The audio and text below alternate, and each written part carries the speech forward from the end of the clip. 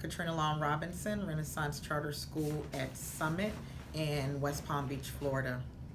Um, Maybe a few months back, we noticed that we had teachers who were not as enthused about teaching as we would have wanted them to be. So, as a leadership team, myself, Mr. Perry, our school instructional leader, Ms. Sesclebe, sat down to kind of start brainstorming how could we encourage teachers to teach students to love learning. And so what we identified was we really did not have a good grasp on teacher appreciation, for lack of better words.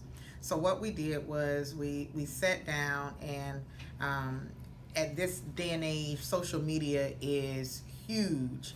And I was looking at some of my friends who were instructional leaders at other schools in Palm Beach County, and they were shouting them out and giving them praise and things of that nature. And I was like, well, you know what? Let's try something like that here at Summit. So we incorporated Thank a Teacher Thursday. From Thank a Teacher Thursday, it was received well by teachers. They loved it. They were looking for it. We noticed when we would send the email out, they would congratulate one another. The kids were excited. So after that, post that, Ms. Sesclebe was like, well, we got to recognize kids too.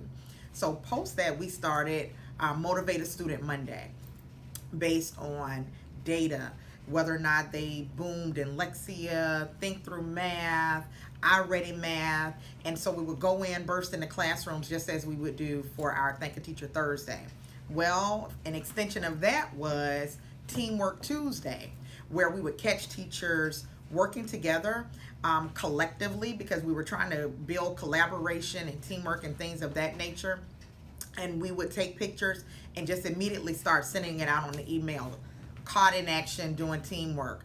And then you would notice teachers kind of starting to gather together, looking at data, reviewing data, reading, dissecting data, and it started becoming a part of the culture here at Summit.